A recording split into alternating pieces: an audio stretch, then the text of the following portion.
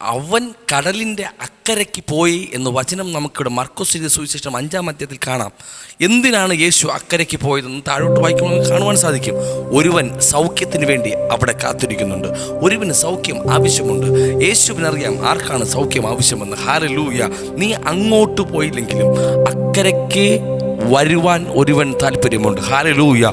നമ്മെ രക്ഷിക്കേണ്ടതിന് ഒരുവൻ അക്കരയ്ക്ക്, ഹല്ലേലൂയ, ഇക്കര നിന്നും അക്കരയ്ക്ക് എന്ന് പറഞ്ഞാൽ സ്വർഗത്തു നിന്നും ഭൂമിയിലേക്ക് അവൻ ഇറങ്ങി വന്നു. ഹല്ലേലൂയ. ഭൂതഗ്രസ്തനായവന് യേശു ഉണ്ടെന്നോ യേശുവിനെ വിടുവിക്കാൻ വരുമെന്നോ അവനൊരു പ്രത്യാശയോ പ്രതീക്ഷയോ ഇല്ല. പക്ഷേ യേശുവിനെ അവനെ വിടുവിച്ചേ മതിയാകത്തുള്ളൂ. ഇന്ന് രാത്രി ഇതിനകത്ത് വന്നിരിക്കുന്നവരോടും എനിക്ക് പറയുവാനുള്ളത്, നീ ഏതവസ്ഥയിലായിരുന്നാലും, നിന്നെ ആരും കാണത്തില്ല എന്ന് വിചാരിച്ചാലും, ഈ സന്ദേശം കേൾക്കുന്നവരോട് പറയുവാനുള്ളത്, ഏതവസ്ഥയിൽ നിങ്ങളായാലും, പക്ഷേ ദൈവത്തിന് നിങ്ങളെക്കുറിച്ച് ആവശ്യമുണ്ട്. ദൈവത്തിന് നിങ്ങളെക്കുറിച്ച് ഉദ്ദേശമുണ്ട്. അവന് നിന്നെക്കൊണ്ട് ആവശ്യമുണ്ട്. ഹല്ലേലൂയ. ഇത് രാത്രി ഇത് കേൾക്കുന്ന ദൈവജനമേ, നീ ഏതവസ്ഥയിലായാലും അവിടെ ഇറങ്ങി വരുവാൻ കർത്താവ് ആഗ്രഹിക്കുന്നുണ്ട്. ഹല്ലേലൂയ. വിശ്വസിക്കാൻ മാത്രം ചെയ്യുക. ഇതേ അദ്ദേഹത്തിന് നമുക്ക് പലവിധമായ സൗഖ്യങ്ങളെ കുറിച്ച് കാണുവാൻ സാധിക്കും. അക്കരെ നിന്നും അക്കരെ എത്തിയിട്ട് യേശു കർത്താവ് തൻ്റെ പ്രവൃത്തി ചെയ്ത് മടങ്ങിപ്പോയി. പ്രവാചക പുസ്തകത്തിൽ ഇപ്രകാരം കാണുവാൻ സാധിക്കും. യഹോവയുടെ വായിൽ നിന്ന് പുറപ്പെടുന്ന വചനം അത് വെറുതെ തിരികെ വരത്തില്ല. അത് അയച്ച കാര്യം സാധിപ്പിച്ചിട്ടേ മടങ്ങി വരത്തുള്ളൂ. ഇന്ന് രാത്രി അവൻ്റെ വായിൽ നിന്ന് പുറപ്പെടുന്ന വചനം വിശ്വസിക്കാൻ നിങ്ങൾ തയ്യാറായാൽ നിങ്ങൾക്ക് വേണ്ടി ആ വചനം ജീവനായി പ്രവർത്തിച്ചു വരും. ഹല്ലേലൂയ. വെറുതെ അവൻ മടങ്ങി വരത്തില്ല. യേശു എവിടെയെല്ലാം പോയിട്ടുണ്ടോ അവിടെയെല്ലാം അത്ഭുതം നടന്നിട്ടുണ്ട്. യേശു എവിടെയെല്ലാം സഞ്ചരിച്ചിട്ടുണ്ടോ അവിടെയെല്ലാം അടയാളം നടന്നിട്ടുണ്ട്. ഹല്ലേലൂയ. യേശു വെറുതെ പോയിട്ട് മടങ്ങി വരുന്നവനല്ല. അവൻ പോകുന്നതിന് പിന്നിലൊരു ഉദ്ദേശമുണ്ട്. അവൻ എവിടെയും വെറുതെ പോയ ചരിത്രമില്ലെന്ന്. അവൻ എവിടെയൊക്കെ പോയിട്ടുണ്ടോ അവിടെയെല്ലാം അടയാളങ്ങൾ നടന്നിട്ടുണ്ട്. അവൻ വെറുതെ ഇരുന്ന ചരിത്രമില്ല. അവൻ ഇരുന്നാൽ അത്ഭുതം, അവൻ നടന്നാൽ അത്ഭുതം, അവൻ ഹല്ലേലൂയ സംസാരിച്ചാൽ അത്ഭുതം, അവൻ വാ തുറന്നാൽ അത്ഭുതം, അവൻ എന്തെങ്കിലും എടുത്ത് വാഴ്ത്തിയാൽ അത്ഭുതം. ഹല്ലേലൂയ. അവൻ കടലിൽ മീതെ നടക്കുന്നവനാണ്. അവൻ ആകാശത്തെയും ഭൂമിയെയും സൃഷ്ടിച്ചവനാണ്. അവൻ ഹല്ലേലൂയ ആദ്യനും മന്ദിരമാണ്. അവൻ അങ്ങനെ വെറുതെ എവിടെയും പോകാറില്ല. അവൻ പോയാൽ അത് പോയത് തന്നെയാണ്. അവൻ പോയാൽ അവൻ വെറുതെ മടങ്ങി വരാറുമില്ല. അവൻ മരിച്ചിട്ട് ഹല്ലേലൂയ കല്ലറയ്ക്കകത്ത് ഒതുങ്ങിപ്പോയവനുമല്ല. അവൻ വെറുതെ കയറിപ്പോയവനുമല്ല. അവൻ ബദ്ധന്മാരെ പിടിച്ചുകൊണ്ട് സ്വർഗത്തിലേക്ക് കയറിപ്പോയവനാണ്. അവൻ എവിടെ പോയാലും അതിനകത്തൊരു ഉദ്ദേശമുണ്ട്. ഹല്ലേലൂയ. രാത്രിയും നിങ്ങൾക്ക് വേണ്ടി അവൻ പ്രവർത്തിക്കുവാൻ ശക്തനായ ദൈവമാണ്. നാം താഴോട്ട് വായിക്കുമ്പോൾ അവിടെ കാണുവാൻ സാധിക്കും, അവൻ അക്കരെ നിന്നും വീണ്ടും പടകിൽ കയറി ഇക്കരയ്ക്ക് വന്നു. അവനെ കാത്തൊരു ജനസമൂഹം അവിടെ വെയിറ്റ് ചെയ്യുന്നുണ്ട്.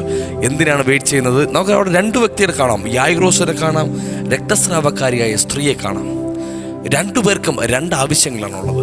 രക്തസ്രാവക്കാരിയായ സ്ത്രീ വന്നു കയറുന്നത് വഴിയിൽ ഇടയ്ക്ക് വെച്ചാണ്.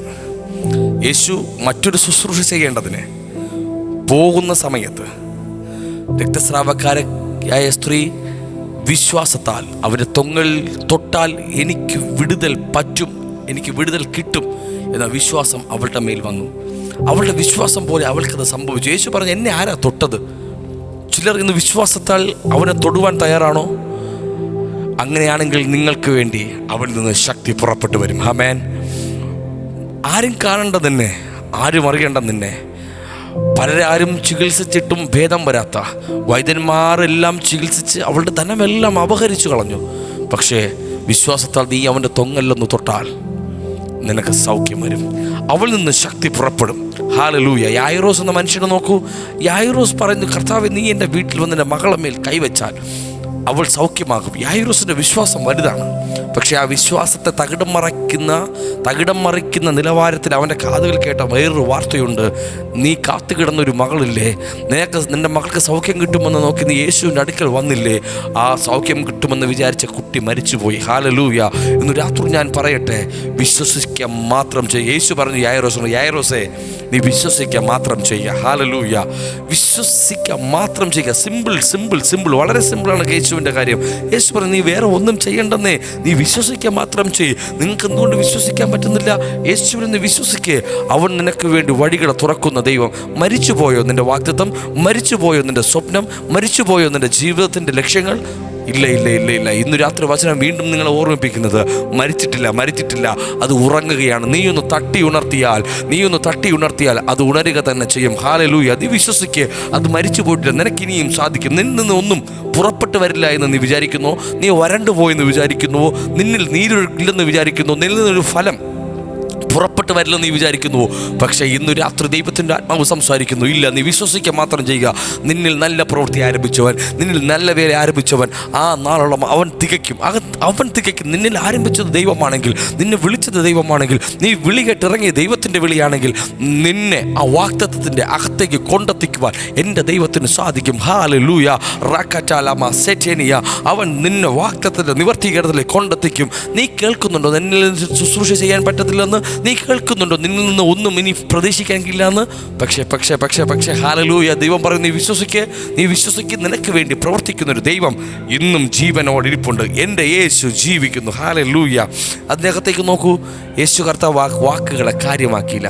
നിൻ്റെ കാതിൽ കേൾക്കുന്ന ചില വാക്കുകളില്ലേ, അവിടെ പറയുന്നുണ്ട് അതിൻ്റെ അസഹ്യപ്പെടുത്തരുത് എന്തിന് എന്ന് ചോദിക്കുമ്പോൾ യേശു ആ വാക്ക് കാര്യമാക്കാതെ, 5-ാം അധ്യായം അതിൻ്റെ 36-ാം വാക്യം, യേശു ആ വാക്ക് കാര്യമാക്കാതെ പള്ളിപ്രമാണിയോട്. ഇന്ന് രാത്രി ഞാൻ അതിനകത്തുനിന്ന് സഭയോട് ചില കാര്യങ്ങൾ ഓർമ്മിപ്പിക്കട്ടെ. നിൻ്റെ കാതുകളിൽ ചില വാക്കുകൾ കേട്ടാൽ കാര്യമാക്കട്ട, ചില നെഗറ്റീവ് കാര്യങ്ങൾ കേട്ടാൽ നീ കാര്യമാക്കട്ട. യേശു അത് കാര്യമാക്കിയില്ലെന്നേ. യേശു എന്തിനു പുറപ്പെട്ടുവോ അതിനെതിരെ എന്ത് വാക്ക് വന്നാലും യേശു അത് കാര്യമാക്കിയില്ല.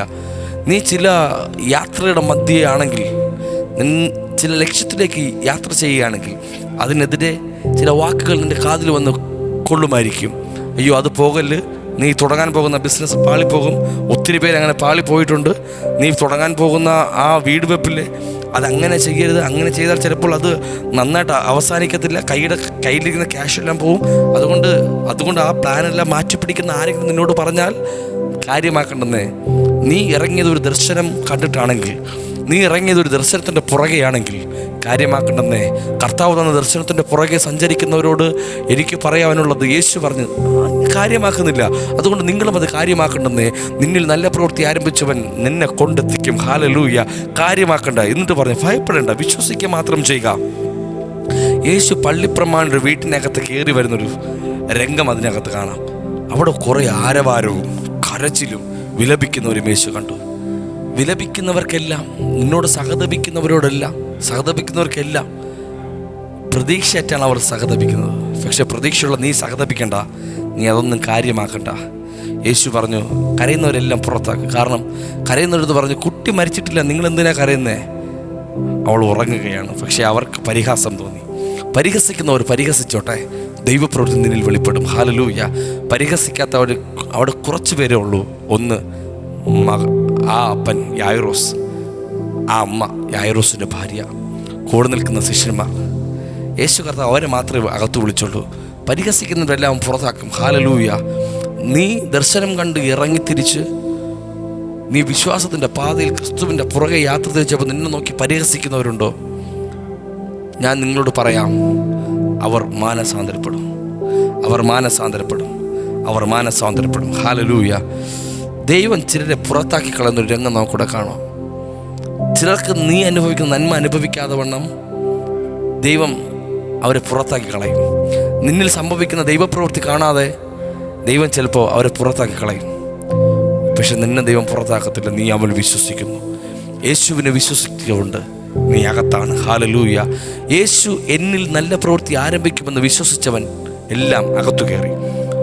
യേശു ഒരു വാക്ക് പറഞ്ഞു, കുട്ടി മരിച്ചിട്ടില്ല, ബാലെ എഴുന്നേൽക്കുക, തലീദാ ഖൂമി. ഹല്ലേലൂയ. അതിനകത്ത് എങ്ങനെ വായിക്കാൻ കഴിയും? മരിച്ചിട്ടില്ല, ഉറങ്ങുകയത്രേ. കുട്ടിയുടെ കൈക്ക് പിടിച്ച് ബാലെ എഴുന്നേൽക്ക, നിന്നോട് കൽപ്പിക്കുന്നു എന്ന അർത്ഥത്തോടെ തലീദാ ഖൂമി എന്ന അവളോട് പറഞ്ഞു. ബാല ഉടനെ എഴുന്നേറ്റു.